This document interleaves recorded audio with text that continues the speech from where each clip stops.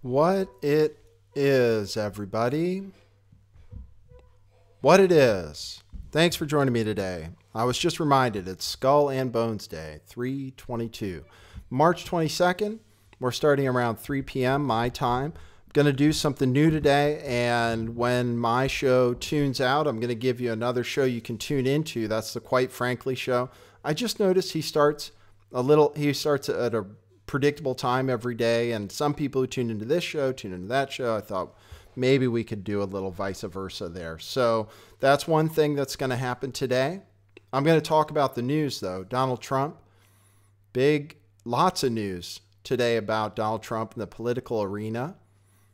Trade war. He fired his lead attorney, and he has some new attorneys who are a little more on the side of going after the Clintons, going after Robert Mueller. I'm going to show you one of those attorneys right up front with a little video. I'm going to tell you about what's going on with Facebook. Facebook is Facebook is dying. I would have put that in the title. They're in a lot of trouble. Zuckerberg appeared on CNN last night, and I thought it was a pretty weak appearance, all things considered. I'd say that's pretty much the market reaction as well. Just to let you know, the stock market, the Dow Jones Industrial Average, by which Trump measures his performance in office so far, is down over 700 points today on the news of Trump's lead attorney resigning, walking away, and on the news of the trade war officially beginning with China. I'm going to tell you about trade wars. Let me just show you the Dow right here. You can see the market has been going down since January 26th, it looks like. January 26th has hit its peak, had some rough times there in February, and seemed to maybe bounce back, but now we're in trouble. A lot of people say we're in trouble. I'll tell you the seriousness of this trade war. Thank you for joining me today. It's going to be an exciting show, and I'm planning to most likely take phone calls as well before the whole thing's over. So strap in. I'm going to give you a taste of one of Donald Trump's new attorneys. That is Joe easy for you to say. Joe DiGenova, I believe is how you say it. He's been hired on by Donald Trump, and he's a little different than the guy that just walked away. So I want to give you a taste of that before we get into the show. I'll see you on the other side. Joe DiGenova is a former U.S. attorney in D.C., and he joins us tonight. Joe, thanks a lot for coming on. My pleasure. So on special report a little over an hour ago, Ron Johnson, the head of Senator, who's head of the Homeland Security Committee, suggested that the secret society referenced in these texts may have been an actual thing, and it may have met off-site, away from the FBI secretly. We don't know more than that. What does this suggest to you? It suggests, as we've said from the beginning, that there was a brazen plot to illegally exonerate Hillary Clinton, and if she didn't win the election, to then frame Donald Trump with a falsely created crime.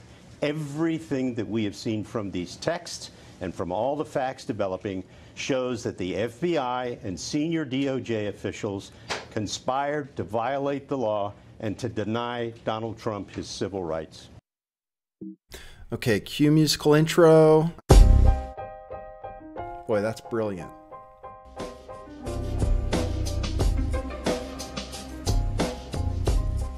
I do think some things in the world are real. Like you guys. You guys are real. Most of you. Most of my listeners, I think, are not just in my head. I think I have the metrics to prove it. You've taken a leap of faith today. What is that sound? And I apologize if you take offense. I'm a little offended myself. Welcome to our show. Welcome to the future. What it is, joining you live from sunny California. It's a beautiful day today. I'm your host, Nathan Stoltman. And I bring you the news, the real news. What do I normally say? Damn right I do. Damn right I do. Welcome again through the second introduction of the show. That's one of his new attorneys. So I'm going to tell you about what's going on in Trump world. Thanks, everybody, for joining me on Lift the Veil Live. Let me give you an update. I finally got a word back on one of the videos that I had that was hit with a strike, and I'm here semi-permanently on Lift the Veil Live. We're trying to build this thing back into the algorithm. Right now, I'm happy that I seem to have some kind of audience on here, which is great, and thank everybody for tuning in for the live show. But we still need to, it's going to take a while before this gets built up. But I'm still lucky. I have a channel with a few subscribers, and they grow every day. Thanks to you. That was a nod to David Seaman, by the way, if you haven't been watching his shows lately, the prayer hands. I heard back on one of the videos that got a strike that got my channel taken down. If you guys recall, my channel was taken down when two videos that were on private were hit with strikes. Anyway, there were videos looking at stuff and seeing if maybe it wasn't real. Let me tell you what the justification is for if you say something wasn't real, and we'll get to the t-shirt in a moment. If you say something isn't real, they say it's bullying and harassment. I just want to give you the logic behind that. Oops, I'll read to it because I don't know if he'll want me to show his name. He says, hey, I believe this video violates as you're targeting the victim of a tragedy by making hoax videos surrounding this.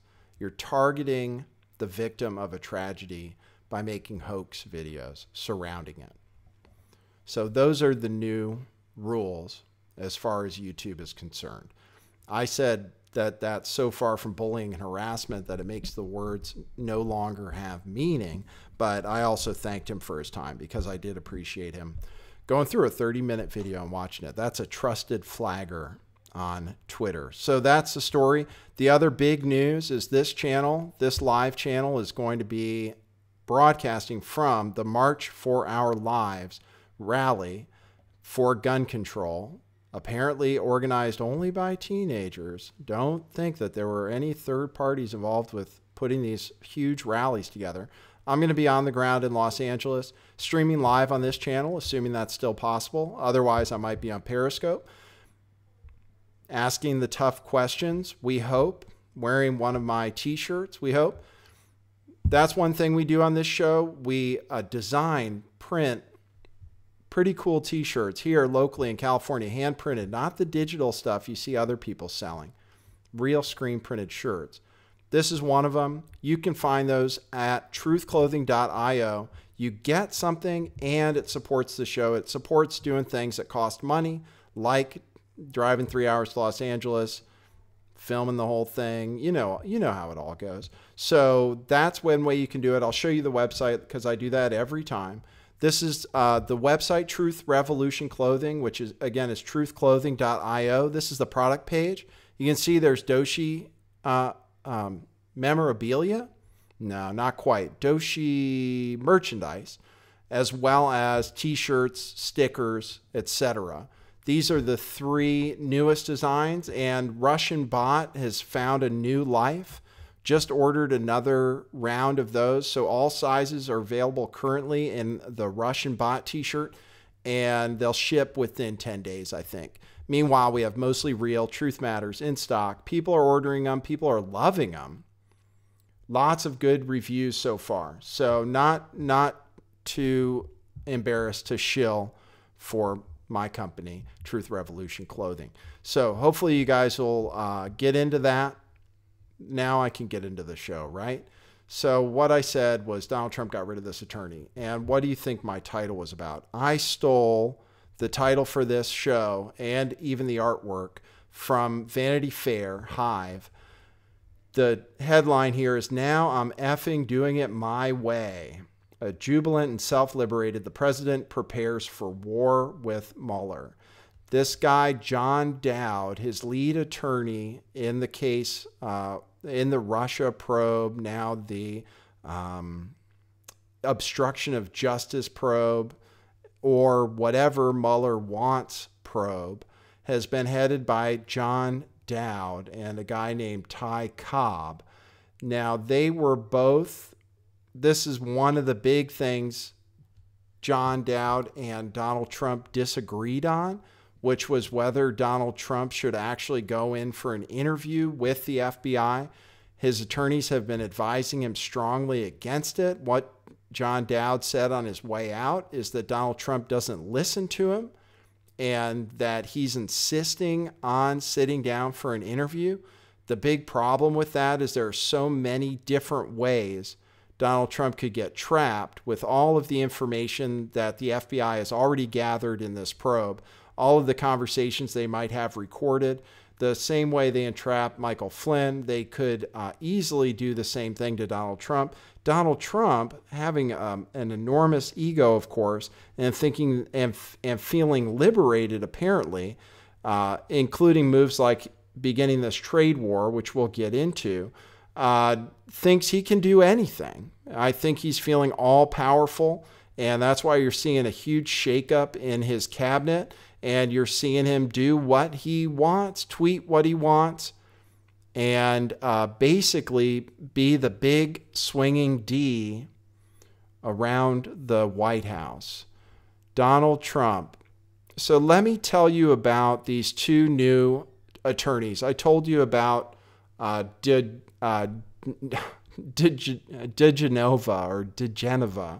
Can't remember how Tucker pronounced it. That guy got hired. That's a guy that thinks the Mueller probe is entirely a witch hunt, and thinks basically the FBI is corrupt. Outright says it on Fox News. He not only does he think that, he's married to a woman who thinks exactly the same thing. Her name is Victoria Toensing, and the news is that Donald Trump is going to hire her as well. And what they say in this article is that the hiring of Toensing would be a sign that Trump wants to flip the script and investigate his investigators. Appearing on Fox News, Toensing has called for a second special counsel prosecutor to investigate Mueller. The logic being that he was FBI director at the time that the Uranium One acquisition was approved. Now, let me tell you a little bit. She also represents whistleblower in the Uranium One scandal, William Campbell, who says that the Obama administration and Hillary Clinton as Secretary of State were involved in, were in power at the time, had information that there was Russian involvement in trying to take over Uranium One and the uranium supply of the United States, and that there were bribes passed along, that the Obama administration was well aware of that when the deal took place, that money was given to the Clinton Foundation. This guy has testified before Congress now 3 times saying as much. That's who Toensing represents. And I went back through her history. She also represented a Benghazi whistleblower. So these are highly partisan choices. And I will say, for you Trump supporters out there, that you might think it's good news. Maybe we do need to go on the offensive about Robert Mueller. The thing that Donald Trump is scared of is, or the red line that has been crossed by the Robert Mueller probe, is looking into his businesses, Donald Trump's businesses. That was a red line that was not to be crossed, and you've seen Donald Trump come out on the attack specifically against the Mueller investigation. His previous attorney, the one that just stepped down, that guy was advising the president strongly to play ball with the Mueller probe. And it's actually kind of the same thing Bannon said about Jim Comey, saying it was the biggest mistake ever to fire Jim Comey. This attorney most likely advised Donald Trump that the biggest mistake he could make was making it appear partisan and that he was fighting the Mueller probe rather than saying he's going along with it, which is what will appease the public. What's going to happen now is it's going to be viewed as a partisan battle. You'll have parallel tracks where liberals or the left believes one thing, that there was Russian collusion, that Russian bots are responsible for getting Donald Trump elected, that there was obstruction of justice, that this guy, Andrew McCabe, getting fired is purely political. And the other side that thinks that there are no Russian bots, there was no Russian collusion, that the Clinton email investigation was corrupt, that the Uranium One deal was corrupt, and that the Clinton Foundation is corrupt, and that Robert Mueller is part of a corrupt investigation. You'll have two sides fighting each other. I think the same thing. I think Donald Trump should shut his tweet, because the truth about Andy McCabe, for example, was that the FBI itself wanted him fired. They recommended having him fired. So if Donald Trump had kind of kept to himself rather than launching a Twitter campaign against Andrew McCabe when that happened, and then against Robert Mueller, it wouldn't have seemed so political, because the firing of Andrew McCabe wasn't actually political. And now the whole thing is set up that each side will look at the other side as having alternative facts, and it's simply just going to be no one on the other side is going to believe the results of any second special counsel, special prosecutor being set up to go after Robert Mueller. They'll think it's purely political, the same way they're kind of pitching the Andrew McCabe firing as being political. Okay, this shook things up. This was the first news of the day. The stock market was already a little bit shaky, especially after the Fed coming out yesterday. And I could go into that, but it might be a little bit boring. You decide. You decide if it's good news or bad news. We'll have to see what somebody like Quite Frankly says about it, whether it's good news or bad news. He's a big Trump supporter, so some of you may agree or disagree on that. I'm curious what other people will say. In my opinion, man, my opinion is that Trump's feeling great. That seems to be the report. He thinks he's the man. He thinks he passed the tax bill. Just today, they passed a major spending bill, $1.3 trillion, including the biggest increase in military spending in 5 years. This is no joke, the way this guy spends money. And if the stock markets are spooked, if the dollar's going down, we're running a $1 trillion deficit.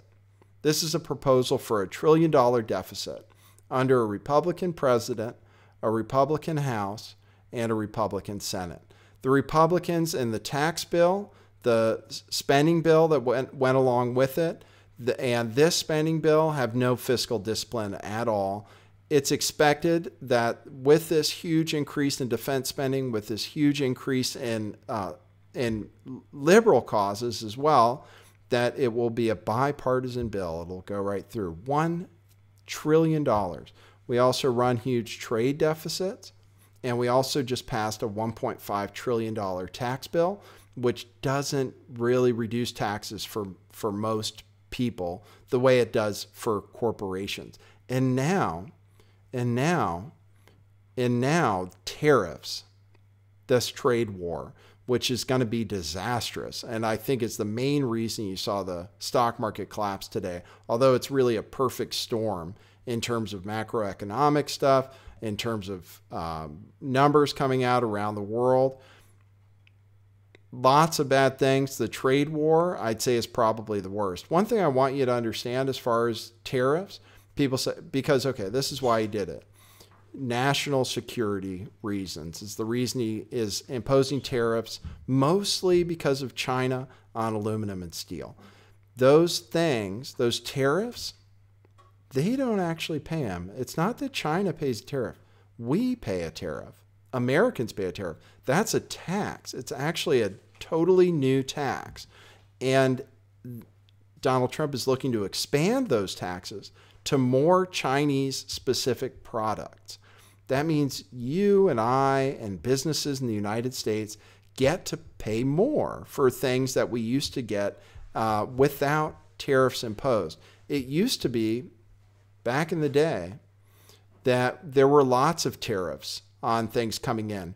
But because it's a tax that we pay, it makes things more expensive for us.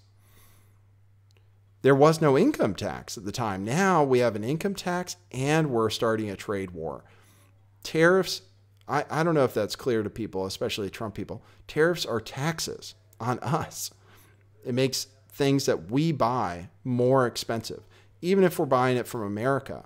The theory is, and the steel tariffs and stuff, the national security theory is that if there were a war, and this is me extrapolating a little bit, if there were a war and we could no longer get steel from our foreign trade partners like China, let's say we were in a war with China, we wouldn't have enough steel production in the United States to meet the demand for all the war machines we would have to build and everything else we would have to build during that time without access to foreign steel and aluminum. So that's the theoretical reason behind it. The only thing is, I played what Peter Schiff said about it. The only thing is that because it's a tariff and because it could be rescinded at any time by any future president, steel companies in this country will actually not increase their production of steel. They couldn't do that because they don't know how long these tariffs will be in place. So all they're going to do is actually sell steel at a higher price than they did before. Now, check this out. So we have tariffs on steel. So let's say a company has to buy steel to make products, right? So we have to buy steel to make automobiles, the ones that are made in this country. So those automobile manufacturers have to pay a higher price than they paid before for steel and aluminum, use that to build their product, and then their product is now at a higher price if they want to export it to another country. And check this out. Cars made in other countries that don't have tariffs are able to buy steel cheaper and aluminum cheaper to build their automobiles and ship those to the United States without the increased cost, and there is no tariff on that, which means that it puts American manufacturers at a disadvantage for exporting goods or even selling goods within the United States compared to their foreign adversaries, I guess you'd say, right? So it's going to cost whoever's building cars in the U.S. more to do that. And so it makes them actually disadvantaged. So they're actually going to suffer from that. And there are a lot more jobs that depend on buying steel than depend on producing steel. So the way Trump is really, I mean, he's like, this is genius. You know, a trade war is we're totally going to win a trade war. It's totally the right thing to do. And I hope he for how much he loves the stock market. And believe me, biggest mistake Donald Trump ever made. You know, I supported him during the election. You know why? Because during the debates, he said the stock market was phony. He said it was fake. He said it was a bubble. Now, ever since he took office and the stock market keeps going up, he's taking full credit for it. Well, guess what? It's over. It looks like it's over. That seems to be the consensus. I'm doing research on it. I thought the stock market was going to crash since 2014. I've been wrong for 4 years straight. Now I figure it never is going to go down. Apparently now it's about time. And it's going to make these midterm elections really, really ugly for Republicans. It's going to make Donald Trump's reelection in 2020 virtually impossible. It's going to mean that Democrats may control both houses, maybe here after 2018. So let's see how investigations into Hillary Clinton's emails and the FBI go after it's Democrats controlling things. 2020, we're going to have Democrats again, and the economy is going to be, we're going to go into recession. And we were already going to, but this trade war makes it much, much worse. And so, you know, a lot of, Q won't tell you that. Q won't tell you that. People want to think Donald Trump is winning and he's playing 4D chess. You have to decide. I'm not going to take the line some people take, which is to say you're crazy if you think that, or that you're stupid if you're believing all this stuff that Q says, or that Trump is playing 4D chess. But I don't think so. That's the opinion of this host. But I'm still okay with you listening to my show and being skeptical and stuff. I actually appreciate it. So I'm not going to go after you guys. Let me tell you what the trade war, let me just tell you what they're doing. Okay, this is the latest. This is separate from the steel and aluminum tariffs. These are brand new tariffs, okay, on Chinese goods. This is from the text. Section 301 responses. So they're going to do a WTO case. At the direction of the president, USTR will confront China's discriminatory technology licensing practices through a World Trade Organization dispute. 25% ad valorem duties. We pay, by the way, 25% tax paid by Americans. USTR will propose additional tariffs on certain products of China with an annual trade value commensurate with the harm caused to the U.S. economy resulting from China's unfair policies. The proposed product list subject to the tariffs will include aerospace, information and communication technology, and machinery. There will also be investment restrictions. The president also has directed his administration to respond to Chinese investment aimed at obtaining key U.S. technologies.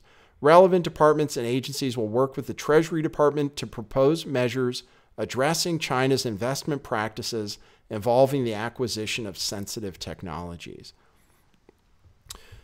Sounds like cell phones and stuff. I'll tell you the reason they're pursuing a WTO dispute with them is that China does take American technology. When Americans go to China to produce their product, they're forced to surrender their, I forget what you call it, their licensing for the items. So the technology is stolen in a way. And that's the harm that these tariffs are supposedly looking to rectify, is that our what is it called? Intellectual property. Our company's intellectual property is being hijacked by the Chinese and then used to create their own goods, which then they sell over to us, and that creates economic harm. And we're trying to fix that by adding a 25% tax on certain products. That's in addition to the taxes on steel and aluminum coming from overseas that is specifically aimed at China that we've already announced. Okay. So that's what's going on with the tariffs. I'm trying to think, oh, well, this is what's going to happen. China says that they're going to respond appropriately to any action taken by us. And this is what happens in a trade war. It becomes a tit for tat. So we put in one restriction and then China will respond. We're claiming to be making up for some imbalance that the Chinese have created unfairly by doing what we're doing. Or in the case of steel and aluminum, we're claiming that it's for national security reasons, which China basically is disputing and saying that if anybody can just impose tariffs unilaterally based on so-called national security, that's not right, that it could be applied too broadly. Now, who is going to be hurt by this? Farmers were really upset when they heard Donald Trump was going to impose tariffs on Chinese goods because soybean farmers in the United States, 50% of their exports go to China. We also sell live hogs over there. The Chinese are looking to maybe put tariffs on those. So and that would cause catastrophic results for those farmers, soybean farmers, hog farmers, etc. So that's possibly the direction China is going to go. China's already said they're going to respond to anything that they find out of bounds, which they are going to find this out of bounds.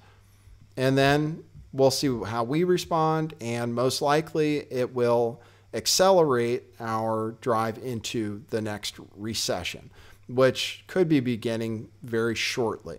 So those are the moves that have moved the market today. Again, the Dow down over 700 points today and was accelerating down into the close. So we might expect more action like that tomorrow.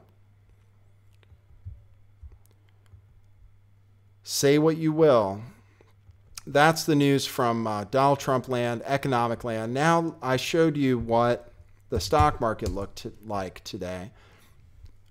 I went over on Twitch, and by the way, I do extra shows on Twitch, and I'm also live there right now, and it does give you notifications very reliably whenever I go live. So I recommend you download the Twitch app or go to twitch.tv/lifttheveil411 and turn on notifications for my channel and tune in, because I was live rebroadcasting the interview that Zuckerberg did last night on CNN. I'm going to only be able to play you a short clip from that. My last video yesterday, where I replayed video from the Channel 4 undercover video of Cambridge Analytica, that episode ended up being blocked worldwide because of using clips. So I'm going to try to be more careful about using clips, but Twitch doesn't seem to have as many rules and regulations as YouTube does. So we're able to say more stuff there and rebroadcast more stuff without worrying so much. So that's a reminder about Twitch. The other thing is that it's totally unpredictable where I'll be able to go live. If this channel suddenly gets hit with a strike, which it could at any time, then I don't have another. My other two channels have strikes that were pretty recent. It'll be a long time before I'll be able to go live on YouTube again. And while I could start doing that on a fourth backup channel, I'm reticent to do so. I mean, I think that if I ever get hit with another strike, that I'm going to go to Twitch full time and just deal with it. And then everything will be reposted wherever I can, but it won't be live on YouTube. And people who are going over there, who are signing up for it, are happy with the service. It has a good app, it has good notifications, like I said, has a good chat. I can tell you right now, even though I'm on YouTube, which means people come over to YouTube from Twitch, I have about 40 people tuned in right now on Twitch, in addition to the 200 or so that are tuned in here. So it's not a lonely place. And again, it's the only place I can tell you that I'll probably be there 3 months from now, let's say, or tomorrow even, let's say. That's the nice thing about it. So let me get to the news on Facebook. I told you that I reviewed his interview, Zuckerberg's interview, which I thought went over like a brick in terms of how he answered questions. And then I'm going to tell you why Facebook is basically dying. I was going to show you the stock price, wasn't I? Here's Facebook. It sort of came back. Let me see if I can show you a chart that you'll be able to look at. It dropped off a cliff, basically. Let's see if I can show you. He's lost like $10 billion in net worth over the last few days, ever since the Cambridge Analytica news came out. You can see how it's broken down near the end of that chart. I guess it's pretty straightforward. If you prefer looking at candles, there are the candles. You can see the huge gap right here when the Cambridge Analytica news launched over the weekend, and then stocks opened for trading on Monday. Facebook is one of the things that's leading the collapse of the markets, or at least the downturn, not yet a collapse, but we'll have to see now how things go day to day. I'm going to show you all the bad news for Facebook. Let me just tell you what Zuckerberg said that I found interesting. I'm just going to play you a short 15-minute clip. He was relatively evasive, he's very, very awkward, had a lot of hard swallows in the interview, doesn't seem comfortable answering questions at all. And to me, it didn't go over that great. And that's, I guess, investors agreed with me selling off the stock today after his appearance last night on CNN. Let me just play you, like I said, a 15-minute clip or 15-second clip here where he addresses whether he'll appear before Congress if asked. Lawmakers in the United States and the UK are asking you to testify. Everybody wants you to show up. Will you testify before Congress? So the short answer is I'm happy to if it's the right thing to do. You know, Facebook. There you go. That's the whole clip. The short pause. The short answer is I'm happy to if it's the right thing to do. He has been called now personally before Congress, I believe. I'm just going to make sure of that. Zuckerberg called before Congress. I think now officially, since that happened, here, Democratic senators have already asked Zuckerberg to testify before Congress. So I guess they'll find out if he was serious about it. He said, like I said, he said he would testify if Facebook's it's most valuable. the right thing to do. If it's the right thing to do. Well, I don't know if he's going to have much choice anymore. He has been called before Congress. This is what happened, in case you've been living under a rock since last week, is that this guy, I can't go over the whole story, can I? This Cambridge Analytica thing. This guy made an app, this doctor working with Cambridge, made an app, this guy Kogan, made an app where people could sign up. It was called This Is My Life or something like that, where it was a personality survey. About 270,000 people signed up for it. At the time, which was 2014, at the time, if you decided to give your data over to an app, which is what happened, people signed up for the app to get this personality assessment based on their personal data. At the time, they were also allowed to say that that app could use information about their friend network as well. Because of that, you've heard the 50 million users affected number. Because of that, out of those 300,000 people or so, apparently 50 million people's data was affected. Zuckerberg says the rules have changed since then. You can no longer authorize apps to access data about your friends. Well, anyway, back then it was okay. This guy Kogan decided to go ahead and sell that data to Cambridge Analytica to use as they please. What I didn't know, what I found out during the interview last night, was Cambridge Analytica wasn't the only company that Kogan sold information to, apparently in violation of Facebook's rules. Cambridge Analytica has been the one focused on, of course, because they helped elect Donald Trump president, and that was an unreasonable thing for anybody to try to do, regardless of the tactics they used to do it. This is what started the firestorm. Now, the thing is, so Facebook says, Zuckerberg came out with his talking points. He had stayed silent. Zuckerberg and Sandberg had stayed silent for a little while since the news broke. Actually, when I say a little while, the news broke Friday night, I believe, or Saturday, the Cambridge Analytica news. And that was the time Facebook announced that they had suspended Cambridge Analytica. Since that time, we haven't heard anything from Zuck or Sandberg. Zuck decided to break his silence coming on CNN last night for a very awkward interview.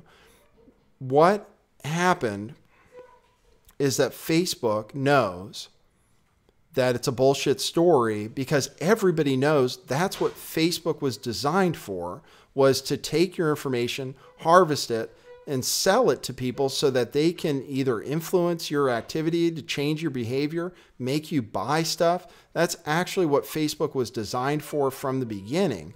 So Facebook could say, hey, what are you guys freaking out about? You guys didn't know we were doing this? That some Facebook reps came close to saying that. Instead, because of the public backlash, because of all these people freaking out, they had to come out, and Zuckerberg came out, and the first thing he said was, we're really sorry. We need to do a better job. We're going to get out in front of this. The first thing they said was, first of all, we no longer allow people to authorize access to their friend network, basically. And that has already been a policy in place since 2014 or 2016. They've already had that policy in place. So Zuck's opinion is that they've already taken some, we have activity in the garage today. Ladders folding and unfolding and so forth. Zuck says they'd already taken steps to address it. Now they are going to demand that, so they were assured in a legal way that all of that information had been deleted by Cambridge Analytica and Kogan, right? Then these news stories came out where they found out the data wasn't deleted.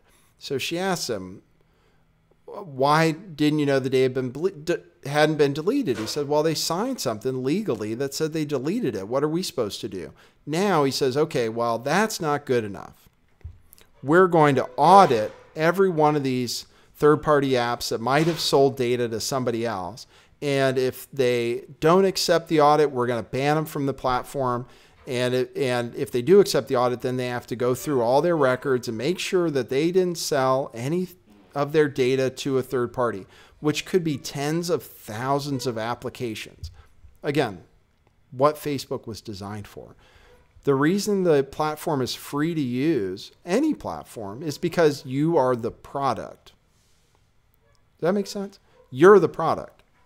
So you use the website, you get to use it for free. You tell people what you like, what you're doing, where you are, and then that information gets to be bundled up and sold to whoever wants to do something with it. And then those people can use it however they'd like, which is most likely to target you and influence your behavior. In the case of Cambridge Analytica, their goal was to influence your behavior to vote for Donald Trump, which they claim involved fake news and going down rabbit holes, et cetera, et cetera. Don't buy any of that. Guess what? It's going to have a material effect on Facebook's business. Here are some of the news stories. Advertisers threaten to quit Facebook over Cambridge Analytica scandal. This is a quote from that article. ISBA, a British group of advertisers that spend hundreds of millions of pounds a year on Facebook, demanded answers. It is understood that some of its 3,000 brands, which include those of the consumer goods companies Unilever and P&G, will not tolerate association with Facebook if it emerges that users' data has found its way into the hands of brokers and political campaigners without authorization. Sources close to the trade body said that if the company's answers were not satisfactory, advertisers might spend their money elsewhere. ISBA is planning to meet with Facebook executives this week. As if that wasn't good enough, Mozilla was planning a new advertising campaign with Facebook. They released a post saying Mozilla, the creator of Firefox browser, by the way, made a post saying they are pressing pause on Facebook advertising. They say, we are encouraged that Mark Zuckerberg has promised to improve the privacy settings and make them more protective. When Facebook takes stronger action in how it shares customer data, specifically strengthening its default privacy settings for third-party apps, we'll consider returning. We look forward to Facebook instituting some of the things that Zuckerberg promised today. Here's a story from a German newspaper, Handelsblatt. Commerzbank, a German bank, puts out advertising on Facebook, means they stopping advertising on Facebook. Commerzbank was the first major advertising customer to stop its campaign on Facebook for the time being. One wants to, quote, give the current enlightenment the necessary space. That's a translation from German. So decide what you will, what it meant. Let me see. There was, I went through it. All those three stories. So we have three major stories about advertisers giving up on Facebook. This is going to materially affect Facebook in major ways. And then you have Zuckerberg having to appear before Congress. I mean, this is just a total nightmare for Facebook, all because of Donald Trump. First, it was Russian bots. Now it's selling personal data. Huge revelation. Facebook sells your personal data. Amazing. Let me give you a pretty amazing story about Facebook that was forwarded to me, a pretty amazing coincidence, you could say. Facebook people saying designed from the beginning to spy on you, learn everything about you, and feed that information to not only private companies, but also the U.S. government. This is a story from February 4th, 2004, and it's the date that's actually important. Pentagon kills LifeLog project. I'll read you the article. The Pentagon canceled its so-called LifeLog project, an ambitious effort to build a database tracking a person's entire existence. Run by DARPA, the Defense Department's research arm, LifeLog aimed to gather in a single place just about everything an individual says, sees, or does. The phone calls made, the TV shows watched, the magazines read, the plane tickets bought, the emails sent and received. Out of the seemingly endless ocean of information, computer scientists would plot distinctive routes in the data, mapping relationships, memories, events, and experiences. LifeLog's backers said the all-encompassing diary could have turned into a near-perfect digital memory, giving its users computerized assistance with an almost flawless recall of what they had done in the past. But civil libertarians immediately pounced on the project when it debuted last spring, arguing that LifeLog could become the ultimate tool for profiling potential enemies of the state. Researchers close to the project say they're not sure why it was dropped late last month. DARPA hasn't provided an explanation for LifeLog's quiet cancellation. A change in priorities is the only rationale agency spokesman Jan Walker gave to Wired News. However, related DARPA efforts concerning software secretaries and mechanical brains are still moving ahead as planned. Okay, February 4th, 2004, this article came out in Wired about a project from DARPA to track everything a person does. February 4th, 2004 happens to be the day Facebook was founded. The Facebook launched on February 4th, 2004. And Facebook happens to encourage you to share every single thing that you do. Hey, I'm at the ballpark. Hey, I just called my friend. Has all your messages, etc. LifeLog. They could have called it LifeLog, I suppose. I'll cut that part out of the show for people. So I'll do another ad for my t-shirts. You can buy these at truthclothing.io.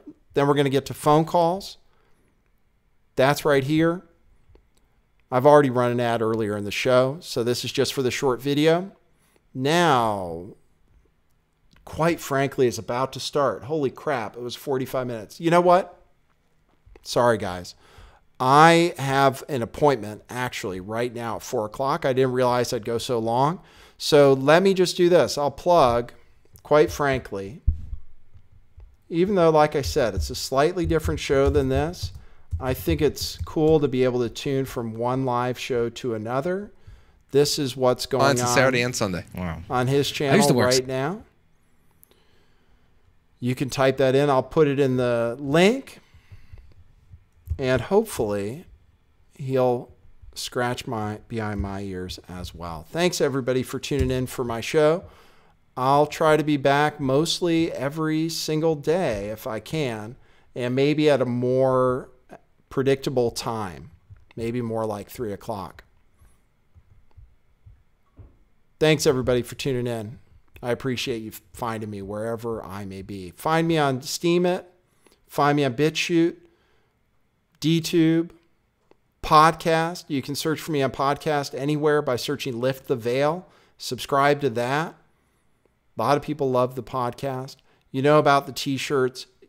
In case you're tuning in late, remember I'm going to be in Los Angeles this Saturday, starting at about 8 a.m. my time, which is 11 a.m. Eastern time, on the streets of Los Angeles for the March for Our Lives gun control protest, asking questions, probably wearing my Truth Matters t-shirt, catching whatever counter protests there are, etc. Giving you the real story from the real event. So make sure to be tuned in here, or if this channel doesn't exist anymore, find me on Periscope. I'm on Twitter at LiftTheVeil411. That's where I am at on Steemit as well. Okay, enough of the outro. Thanks, everybody. And go ahead and tune on over to, quite frankly, if you want to stay tuned in to live internet television. Did I introduce Doshi?